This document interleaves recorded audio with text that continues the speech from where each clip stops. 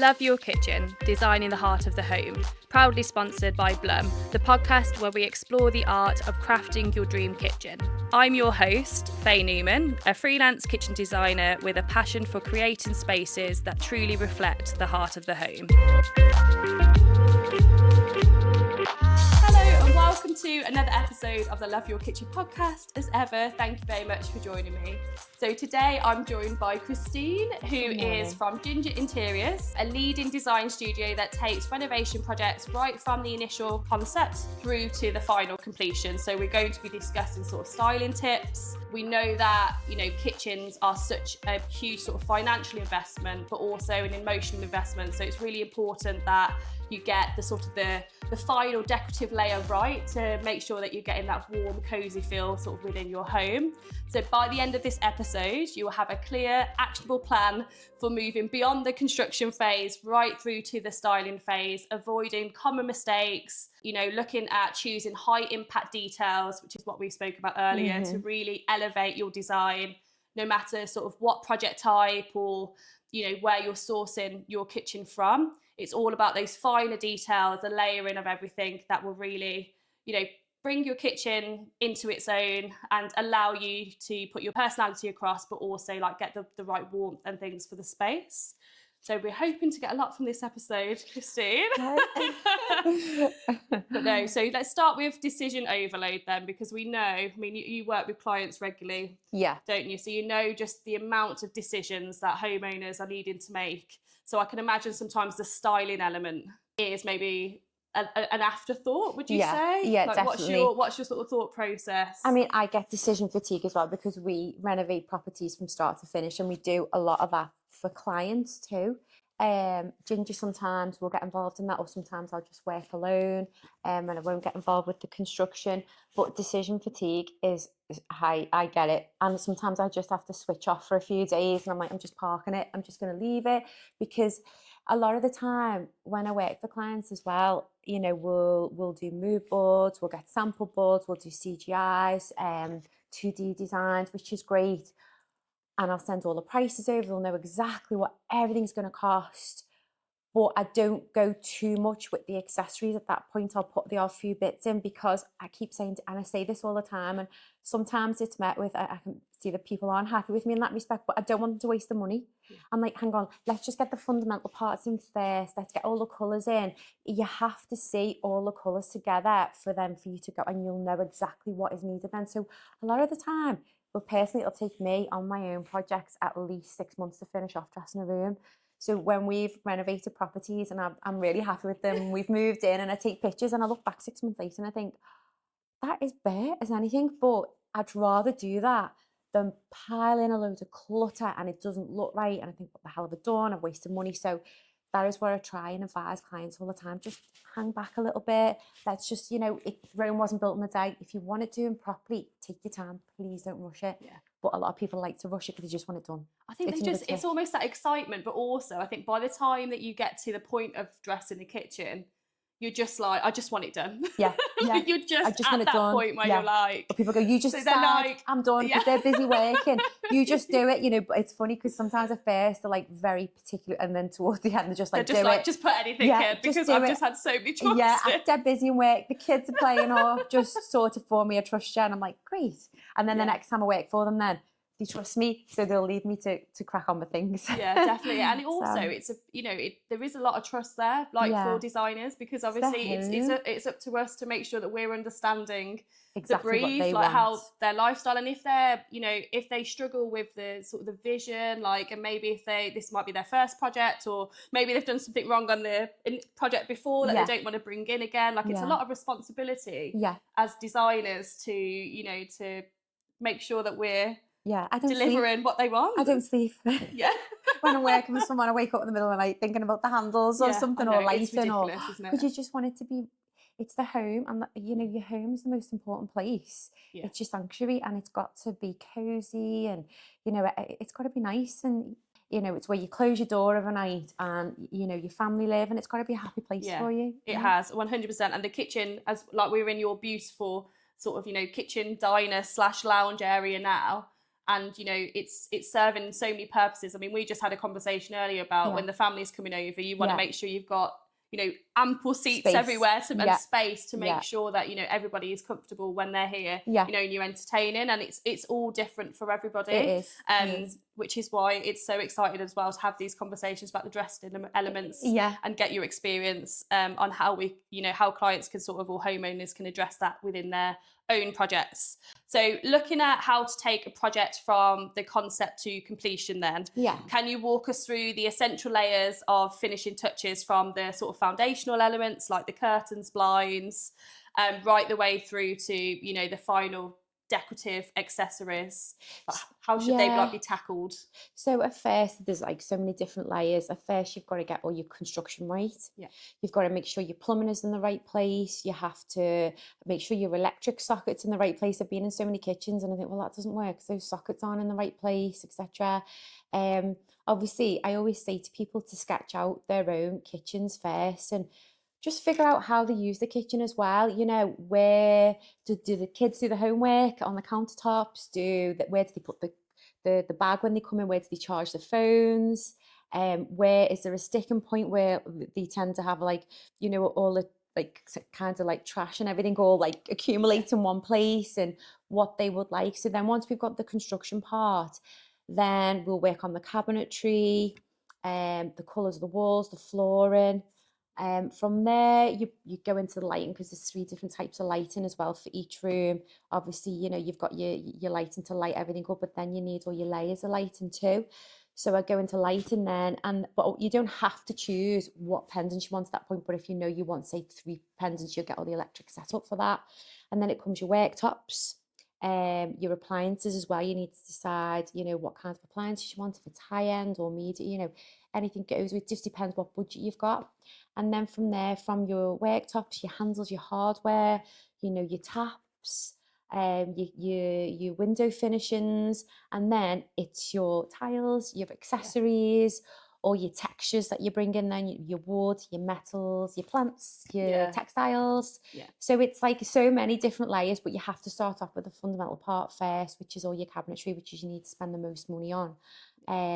But you've got to make sure that it works for you, the kitchen, as a family, because it's such an expensive you know, decision really, and it's such an expensive renovation. The kitchen is we live in this kitchen. We have always lived, you know, we've just moved from a really large house with loads of different living rooms and stuff.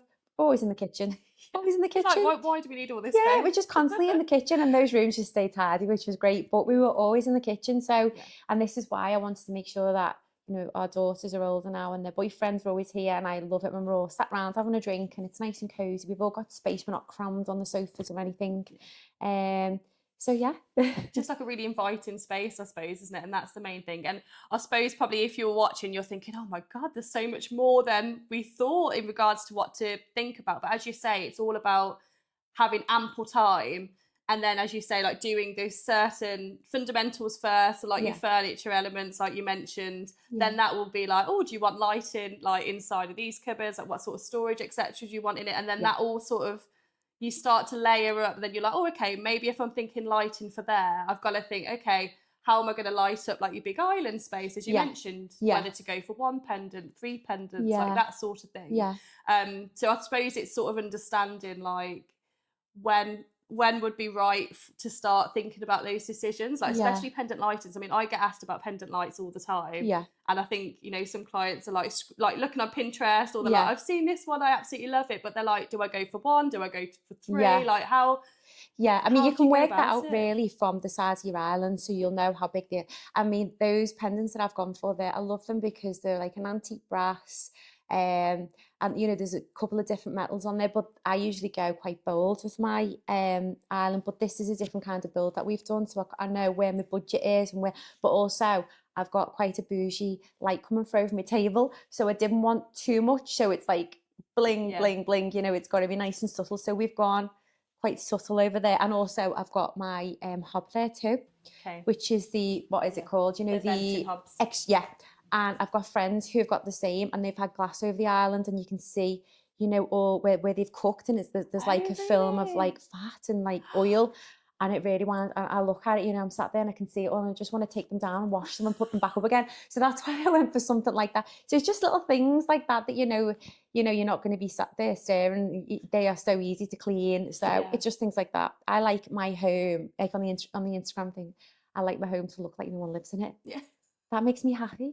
That's so With good. you're the same. It's literally so true. And it's interesting what you said about the vented hub side of it as well, because like, I suppose it's hard for sort of everybody watching to be like, how do I start picking up on these little details? But it's because we have the fortunate opportunity of like doing this day to day, don't we? So naturally, like we are going to pick up on these different design elements all the time, which is obviously why then working with professionals, they can guide you on that journey to be like, actually something that we've thought about for this. You need to just be mindful of how that will look, etc. So I think that's some great advice from that perspective. And just so we know, like, was it like the pendant lights, like the globe sort of pendant lights, like, or was it like a glass globe? Okay. 3 of them, which I love. And I had the most beautiful pendants in my last house, but it was great because the island, it was just a sink, so it was fine. And we had the Western cooker hood, which is amazing, the best cooker hood we've ever had. We're going to do that on the new one.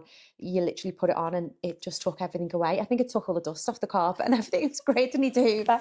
So it's actually your cleaner as well. So it's great advice from the light perspective, because I think, as we've said, like the pendant lighting is such a prevalent topic. Once you've been like, yes, you've got a sizable room in order to have an island and it functions well. Sometimes it doesn't. Like you have to look at the overall flow of the space, which is the unsexy part of the design. But unfortunately, you've got to do it. Parts, 100%. That's so true. There really is, isn't there? And then let's lead into now, like, what are the top 3 mistakes you see homeowners make when they try to style their sort of newly fitted kitchen, and how can they keep the beautiful new worktops and island clear without hiding everything away? God, definitely the lighting. I've seen so many new kitchens in beautiful houses as well, and they're really clinical because they haven't layered the lighting, and it's really strong, hard lighting, and it just doesn't look warm or cozy at all. And especially when they've got the tiled floors along with the hard worktops, and there's no rugs or anything, in the sitting area, and it's all just tiled and hard. I just think you could easily fix that straight away, but people don't seem to have the foresight for that. Does that sound really rude? It does, doesn't it? It doesn't sound rude. It's true. I think, when we're doing this every day, so we know the different elements, and you're absolutely right. I think especially if you're going for that quite minimal aesthetic and seamless quality, there's almost a beauty to have it looking completely untouched, isn't it? And it's but all as you the say, same. you've still got to have those wooden, maybe lighter sort of textures running through it, things like that, to make it look less clinical. So I think that's a really fair point that you've made. So if they haven't layered it, there's no kind of plants, there's no wooden cutting boards, there's no candles, there's no ceramics, even just your textiles as well. It shows. And sometimes the stools will be hard stools that you wipe down, and which I understand when you've got children, I get that. But sometimes I think, I'd rather have a nice stool and buy a vax and just clean it for whenever I need to, because it'd get on my nerves, and you just keep cleaning it or get it scotch guarded or whatever. But I think a lot of the time too, people can overload the worktops. There's just stuff and clutter everywhere, and it just needs to go away and just be brought out for when you need to use it. So we have our toaster away all the time. I've always done that since I was 20, and my first, the toaster will be away. And obviously now everyone's got the air fryers. That goes away as well. I can't bear any clutter anywhere or anything like that. So lighting, accessories. Sometimes as well, people will have accessories. So sometimes they'll have they'll need things for the hob on the oven, but they'll be on the other side of the kitchen, and it's like, it's got to be where, so everything in this kitchen, even though it's quite small, it's set up. I have, when I'm cooking, because we love to cook, everything's set up and it's all in the right place, and we just literally don't have to move for it all. It's all it is all set up. So I think sometimes people just need to just give it a little. And the thing is to say, it's easily fixed. You can make a kitchen cozy. You can add lighting to it, especially all these battery operated lights now as well. If you haven't got the electric set up and it's a massive, you've got to rip plaster out then because you need the electricians to come back. Well, maybe have a go at that first and see see if you like that first. So what battery lights and things would you recommend then, in a sense of, so say if we've got somebody watching now and they're like, you are literally, this is me, like, you're talking to me right now, and it's like, I really want to add you know, the texture, the warmth. Yeah.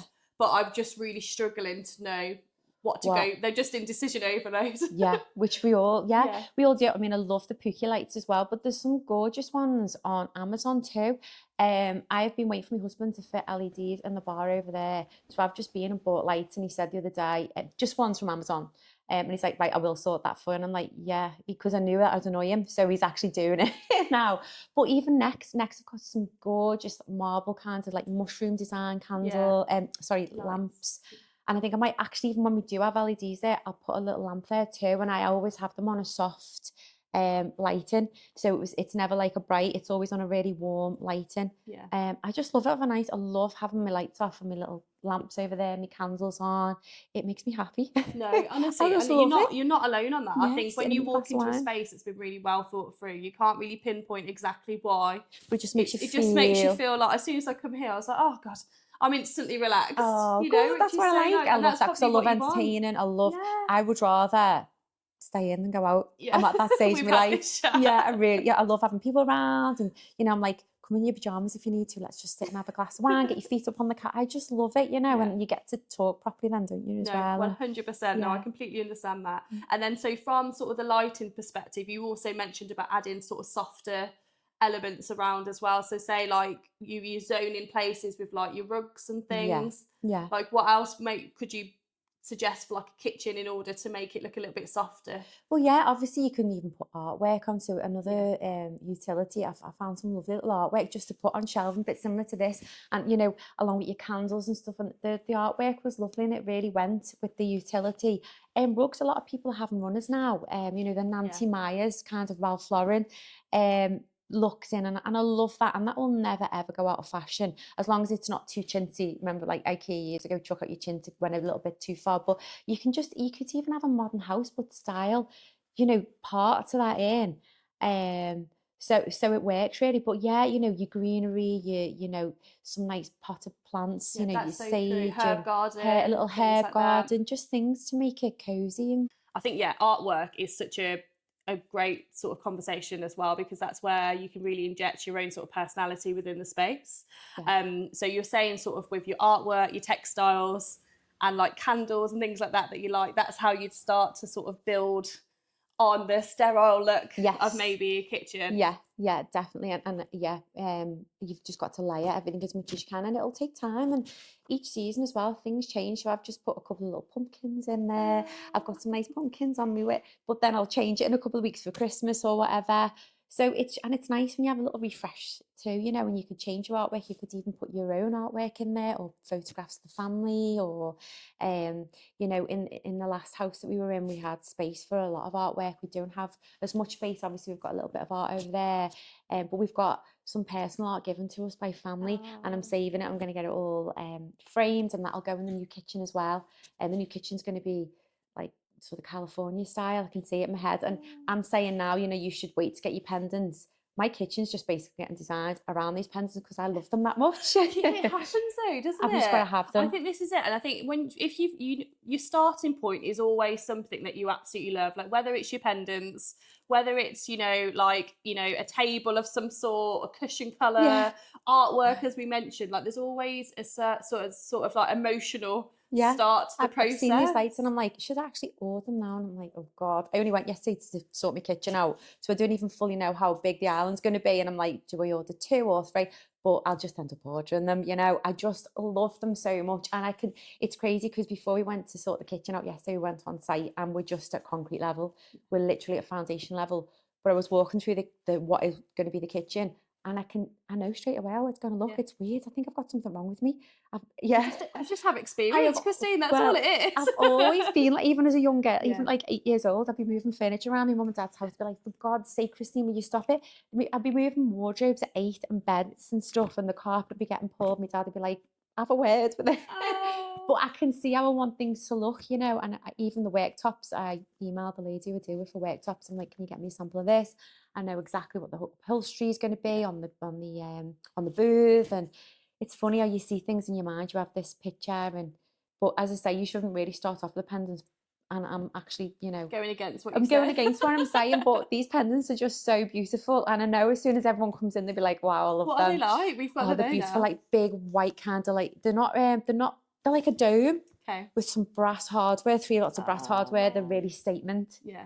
Really statement. So we won't have any other lighting in the because it's going to be a kitchen diner area. So we won't have any other bougie lighting apart from your LEDs and your shelves and stuff like that, and lamps and stuff. But they're beautiful. So you've got your statement lights, you'll have your task lighting with your spots. Yes. And then you'll have like your warmer sort of softer tones of your strip lighting and things like behind. Which is similar what we've just said about your bar as well. In terms of adding that, and then you add in like another lamp in there to act as like that little statement side of it. I'm gonna put that, I'm gonna order. It's only from Next and it's lovely. So I'm gonna order that. I thought, and it's just the right size for that little bar area, because that was actually just some cupboard space underneath the stairs. And I said, you know what?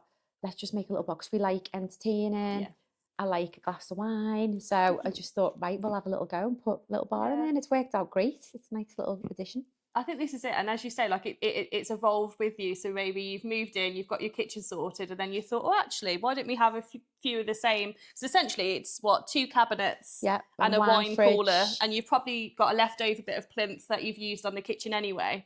And it's just sort of, it does just evolve, doesn't it, as you start going? And it's almost trusting the process and working with professionals that are seeing your vision and are guiding you in the right way to where you want your project to be. But you will, I promise you will get there. So if you are watching and you're just sort of like, you might be starting, you might have already started, and you're just in an absolute state of, I don't know what to do. Yeah, it is decision.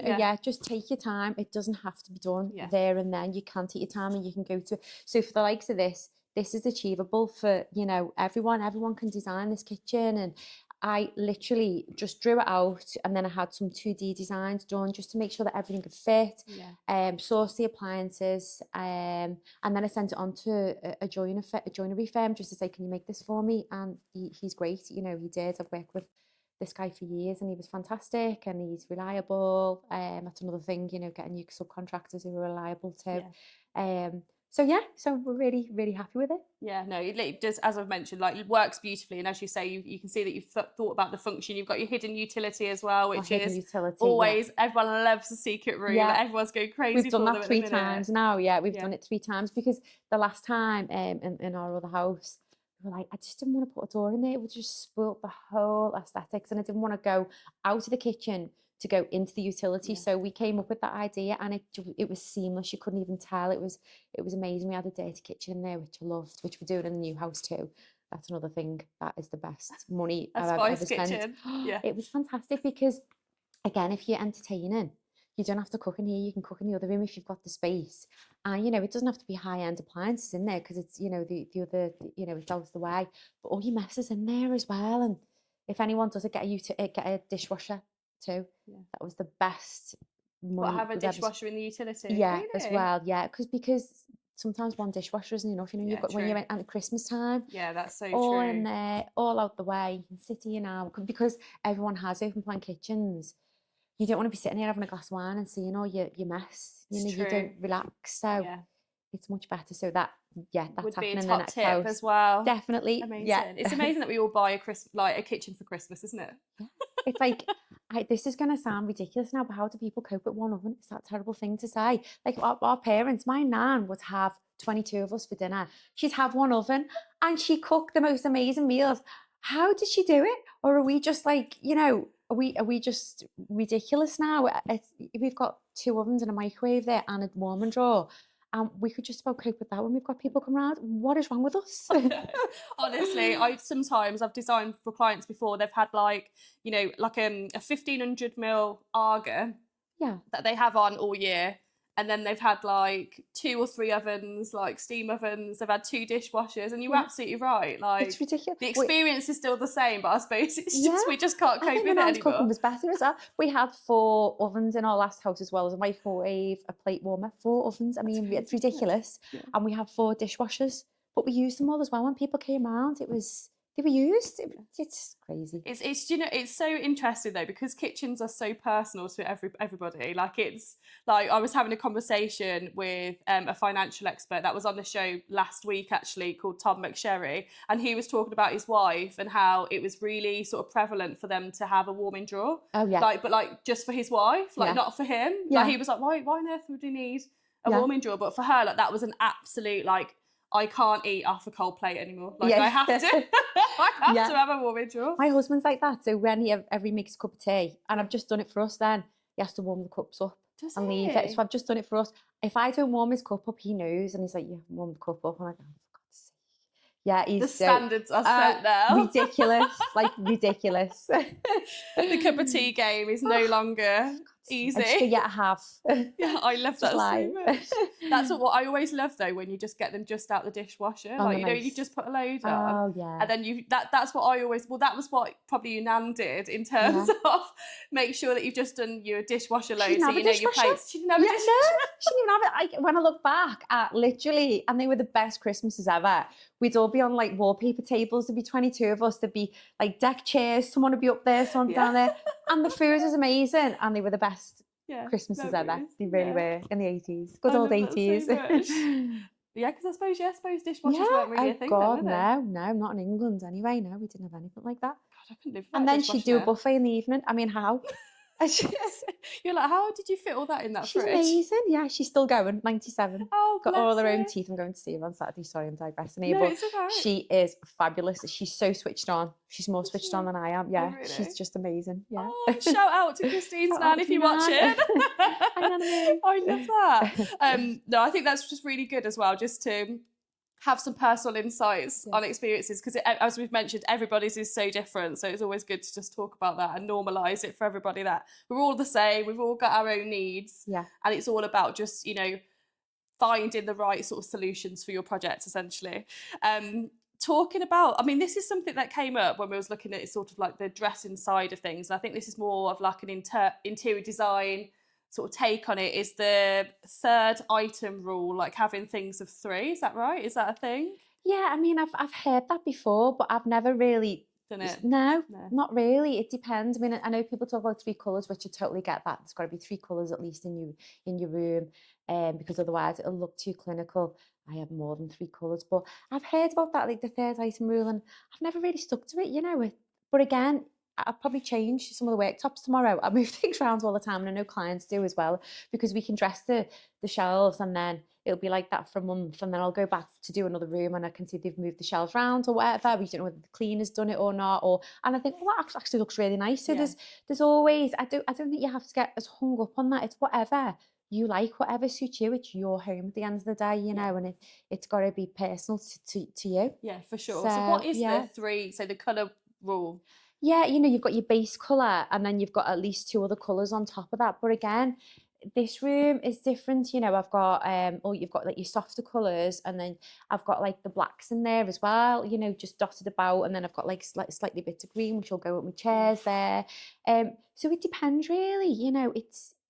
Again, you know, there's a lot more than 3 colours in this room, but that's for you kind of. So I've got the kitchen cabinets, I've got the ceiling colour, I've got the wall colour there. You know, your cabinets can't be too close to your wall colour, because otherwise they'll look insipid. So they have to be slightly, but then they can't be too bold, because sometimes it's like, whoa, it's a bit of a headache. It just depends. It's just personal style, really. And it's worktops as well. I always find worktops are such a difficult choice, because sometimes they can look so sort of white, like when you're looking at them, 1 in different lights, but 2 against different neutrals. But honestly, like if you put one worktop next to, like if you switch the neutrals around, it brings out different colours, doesn't it? In the worktop choices. Yeah, you can see different colours. Some people can't see that though, you know, but a lot of us can, but a lot of people can't. And I can look at things and I can pick about 6 different colours out of that. And people are like, what the hell, Christine? But you can see other colours, and you know that goes with those. So, you know, the chairs over there, and but lighting is so important, especially natural lighting. That is such that's I'd say was one of the main things before you start designing, the natural lighting. So let's talk about the natural lighting then. So how do you, so say when you're walking into a space, maybe if you feel like there's not a lot of natural light into that space, like how would you overcome that? So if I'm working with Michael, if we're together and we're working on Decor and a ginger collaboration, then obviously we'll look into that and we'll look at maybe opening the space up, adding a picture window, adding more, taking away as much of the wall as we can, as long as structurally it's okay. We've got the steel in there. And for clients, so for instance, I'm working on the most beautiful period house around the corner, but at the moment, it's a little bit difficult because they've taken all the floors out. So when you go in, it's just a big box basically, and I'm trying to plan furniture placements, and I have done, for the electrician, so we can work out where lamps are going, LEDs. So again, I've done 3 sets of different lighting in each room, but it's hard because until those floors are in and we're stood there, we mightn't have that furniture placed that same way. And I keep explaining that to them, and the clients are brilliant. It's just the electricians are great as well, and the E&M people. But it's until you're stood in that room, you need to see where the lighting comes up as well, how bright it is of a morning, what it's like. Is it soft lighting? Is it really bright? Is it, intense? It just depends really. So it's a difficult one really, because you can't, until you're stood in that room, you can't really tell how to plan it until you're there, if that makes sense. No, that does make sense. Yeah, and I have this all the so time where some important. clients, like, they're north facing, so they don't Yeah. have light at a certain point of the day, or it Yeah. makes their cabinets go like everything go like a greeny tone. Yeah. or like, and it's all about, property positioning Yeah. as well. Yeah. So I think that's Yeah. really interesting points to talk about. It's even like, say for instance, skim and stone, that's just an easy color. So many people put it on the walls, it's nice and warm, it's not like a white, because years ago, in like the 90s, it'd be like white colored cheeses, it's so intense and bright. But then the skim and stone will look different in the 2 bedrooms upstairs because of the lighting, and it looks like it's a totally different color. It's just crazy. Which is why we always say, take your samples home, look in the light. It can be Paint hard them. when it's a construction site, in Yeah. fairness. So like, Yeah. if you haven't got all your windows in properly or whatever, it Yeah. can be quite difficult. But I think with knowledge of sort of knowing the positioning of the rooms as well, that's where you can start to think, as you say, about, picture window would Yeah. work really nicely there. Like, look at your wall and be like, what do I need to put on that wall? Because that's Yeah. the thing as well. Like, if you start chopping up into your walls and things, one, it's an investment to do that. Yeah. But two, you've got to make sure that you're not taking up all your work, like your space for like your worktops. You've got Yeah. enough space for like your larder cabinetry, that Yeah. sort of thing. Yeah. But I think that's where it slowly just sort of starts coming together. And if you are struggling with natural light, or maybe you might be like refurbing your existing property, again, maybe adding a sort of extension on the back of it, but then keeping your kitchen in the same position. And it's so dark, Yeah. isn't it? Yeah. When even if it's a single Because story, it's further back, if they haven't you've got a moved bit of it like towards, Velux windows or whatever, like, it can get really Yeah. dark in those spaces. So we do a lot of that. We do yeah. a lot. We've just done a kitchen extension around the corner, and they've put the Veluxes in, which you need to. Yeah. You need to do it, because otherwise it's too dark and it's a bit depressing, really. Yeah. So yeah, 1,000,000%. But natural lighting is one of the most important things. And if anyone is doing a construction renovation, then get all your samples and just paint them all on the walls. I do that all the time. I'm always, and if I run out of paint brushes, I use, like old eyeshadow brushes. I'll find them and just use them.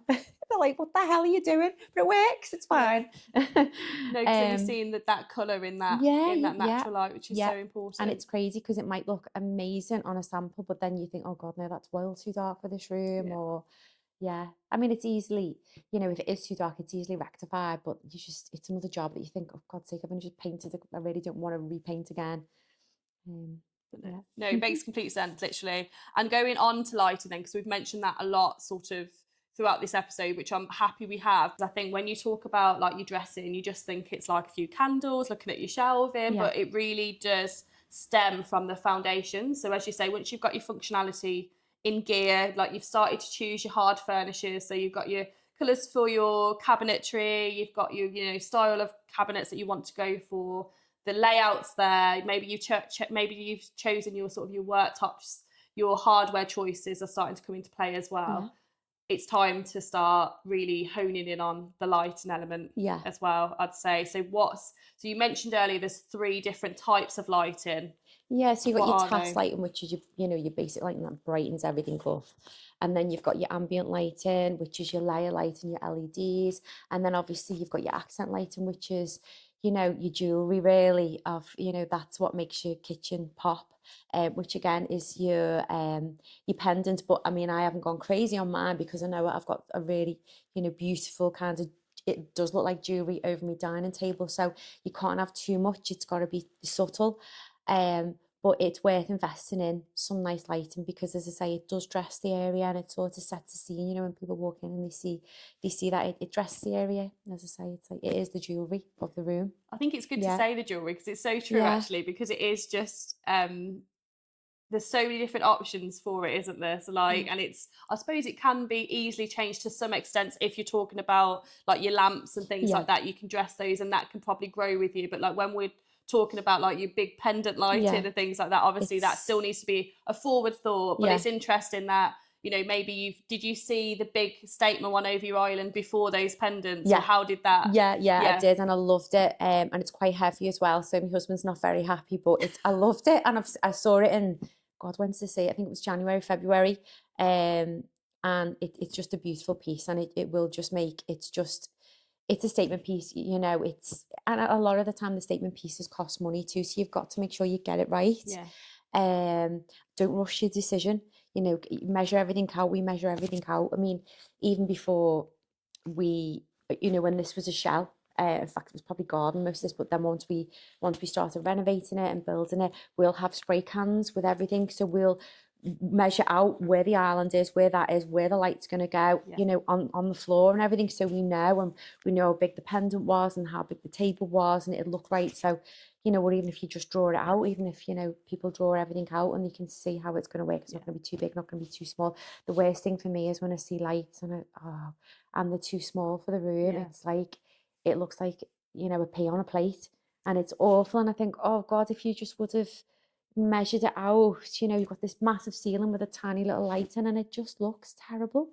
So I do think lighting is a massive, you know, it's a massive thing. Sometimes a bigger light looks even better, you know. I remember I love like Kelly Harper, and she says if you've got a small room, it doesn't mean to say that you've got to go small with your furniture. It's the opposite of that. So, you know, put a big light in if you need to.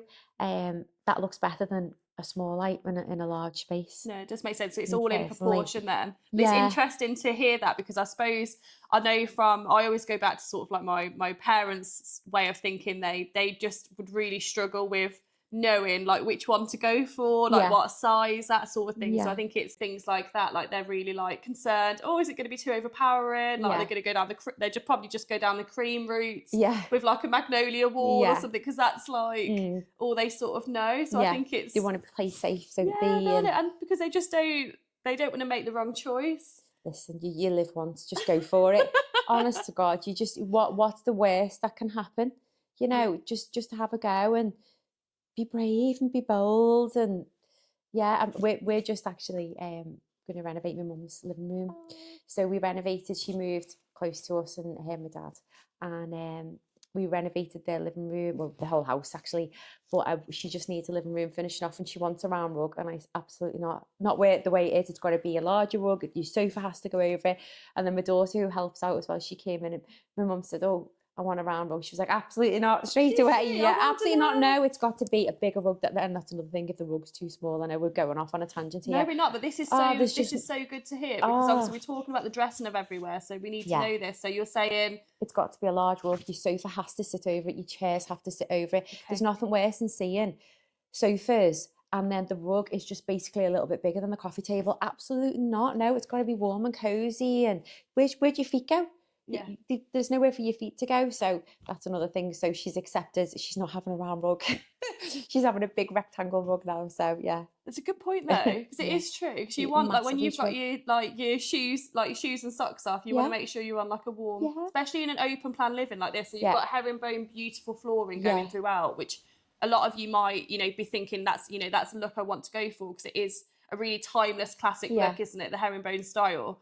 And you are absolutely right, like, because this is your lounge as well, because it's not, you haven't just got carpet as well, because it's your lounge, like it's, as you say, zones it, but also from a textural perspective, sensory perspective, when you're sat there, you know, it works really well. I mean, if you had like a round table, like a large rug, but then obviously your sofa isn't going to sit on it. We did have a curved sofa in the past with a round coffee table, so obviously we had to have a larger round rug there because it was so curvy. But when it's, you know, standard, you know, straight sofas, etc., they have to go over, the front legs have to go over at least. So So yeah, that's another thing that you think, oh God, you know, you see these beautiful houses and they're worth a fortune, but the kitchen just isn't, and they've spent a lot of money on it, but it's just not finished properly, and the living part isn't finished properly either. It's just not cozy enough.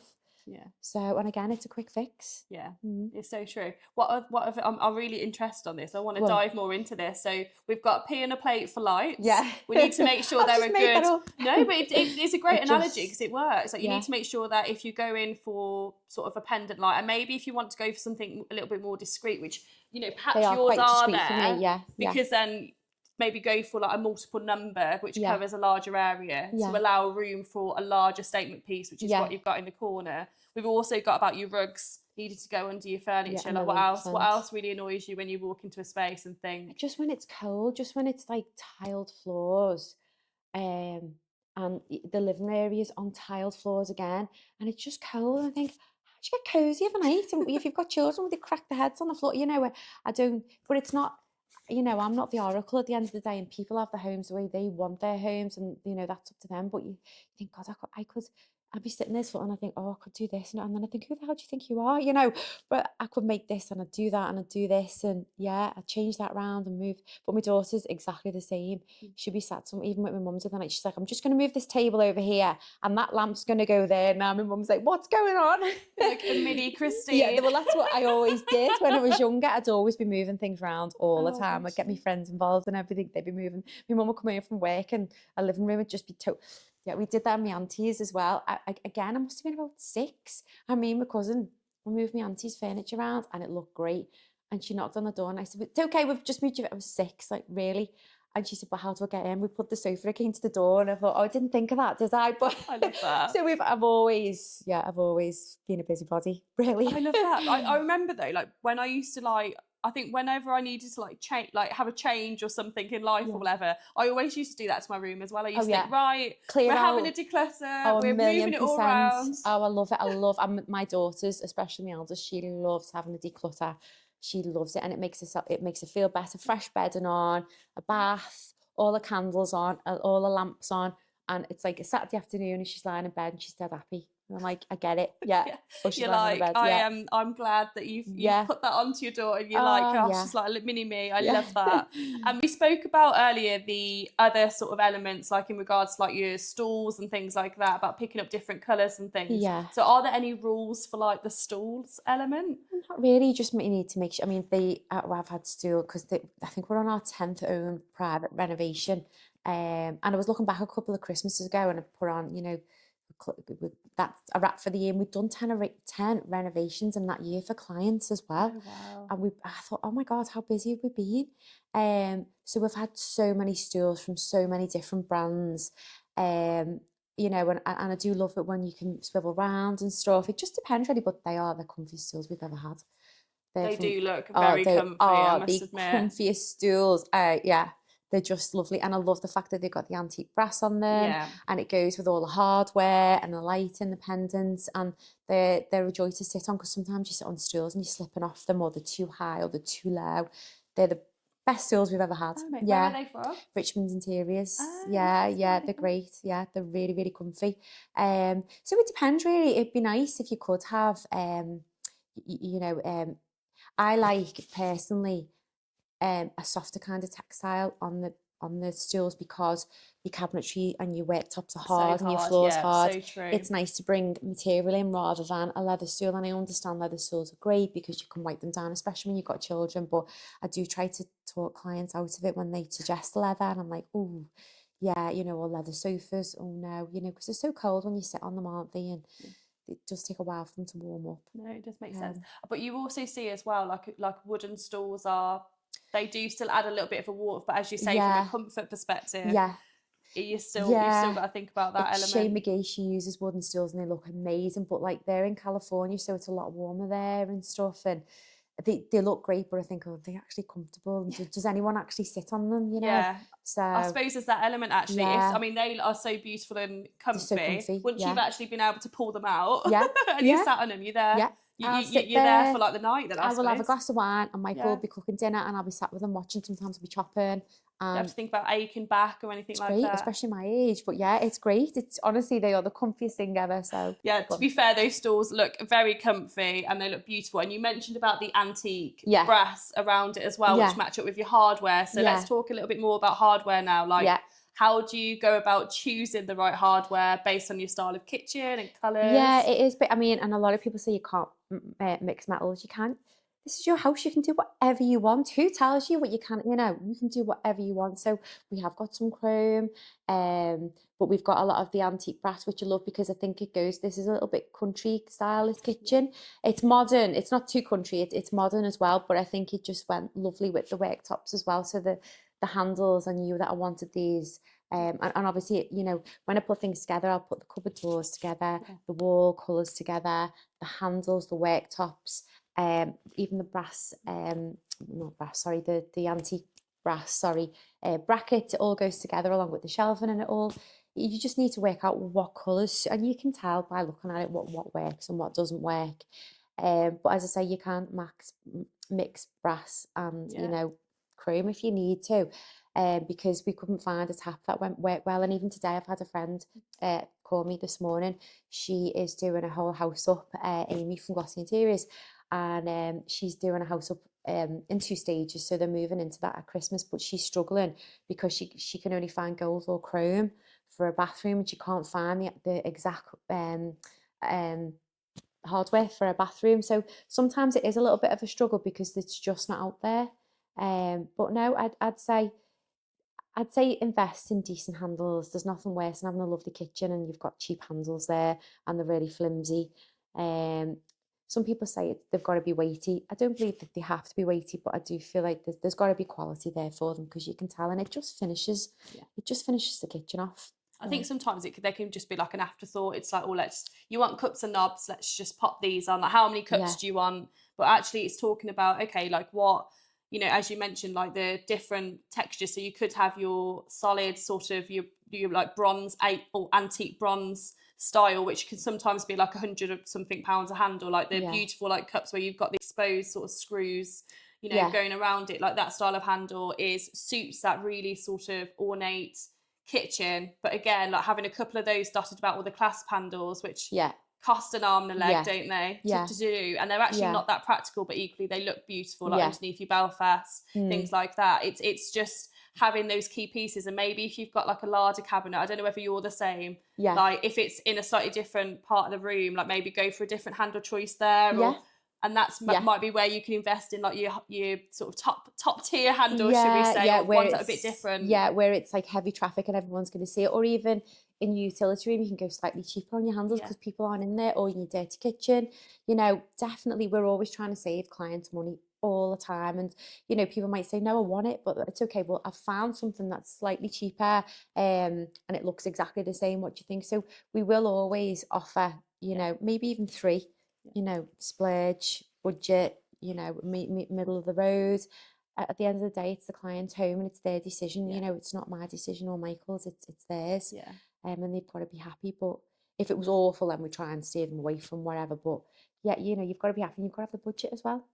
Because I suppose that you have like 30 plus handles on a kitchen, especially if you go for like your tube cup handles. I was doing this with a client, we were counting all through the handles the other day, and she's like, actually there's like 16 on the island, because she's got like a few drawer packs and stuff, and it just goes a bit crazy because that's 6 all on one 3 drawer pack. I mean, the amount of money I have spent on handles for all the wardrobes upstairs. We've got a gym next door, and we've done flush wardrobes because when we come to sell this, we can always sell that as another bedroom, like a 4th bedroom. And the amount of money I've spent on handles is ridiculous. It really is. But they are, you know, they're beautiful. So I could have gone crazier, but I didn't. So I'd say medium to high end that we've gone for. Just to say, but it is difficult to. There's so much out there choice wise, isn't it? But I think actually see a physical sample if you can, like hold them, always. You know, have it so maybe you're matching maybe your handles with like your bars like that. So there's a little bit of you know, I like matching personally, like but I don't mind it being the exact same sort of antique brass. Like even if it's different tones and things. Like I get really like, but again it's just me. It's how, you know, from a design perspective, but equally, you know, as you've said, like I didn't walk in and think, you've got a chrome tap with your brass You do, handles, yeah, because it or all even ties in really nicely. your appliances as well. I hate, oh my gosh, I shouldn't say hate it. I don't like it when it, but again, it's nothing to do with who do I think I am. But you know, you go somewhere and everything's chrome and it's polished chrome. Again, it's so cold. Yeah. It's really, really cold, especially with like tile floors as well. I'm like, oh my God, it's polished chrome can be a little bit cold at times. And glossy floors. And glossy floors, yeah, and no nice rug or no textiles, you know, and it can be so clinical and uninviting really. But yeah, we mix all the time, you know. And it works. Kelly Hoppen says you can, so you can. Oh, really? Oh, Yeah. I need to, maybe I need She to, says. maybe I need to get more involved with Kelly Hoppen. I need to get her on the show. That's what I should do. Could you imagine? I'll come and make the tea. Yeah, I'll you'll be our tea girl. Amazing. Girl. I love that. Mrs. Overall in the background. I think that we've covered so many topics then, but I think if we finish on smaller kitchens, because I think sometimes we don't have the luxury of having, you know, a really large kitchen space, like, especially if you're in like a townhouse, they can be quite narrow, like even as we mentioned, if you're extending, but like you've still got to keep the kitchen the same, in the same sort of footprint. How do you, like, what are your best sort of styling hacks in those spaces? Definitely, if you can, obviously it's more bespoke, but if you can take your cabinetry right the way up to the ceiling, because then it takes your eye up then as well. It makes the kitchen look, it's not just about vertical, it's about, horizontal, it's about vertical. Definitely if you can, and then you've got more storage there as well. So you can put more things away, so your countertops aren't too busy then either. Try and keep your countertops dressed nicely, but not too, too much. Your lighting again. Your lighting's so important, you know, your LEDs in your cupboards and on your shelving, have some nice shelving, have some nice hooks as well.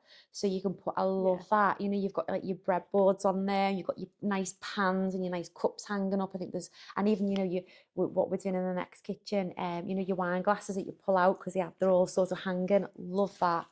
Again, I'd probably go for a glossy worktop because it reflects the light too.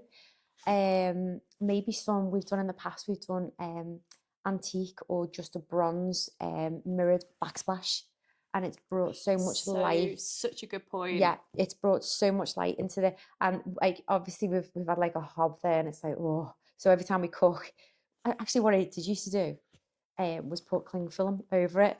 Never couldn't be bothered, because then I've got the best glass cleaner here. I'd have to clean the glass before I went to bed every night, because I'm just weird. I love going to bed and everything's spotless, but then the girls come down and just make it a mess, and I'm like, want to kill them in the morning. But no, definitely, if you can have mirrors, lovely for the light. Yeah, so there's quite a few things, but definitely tall lighting.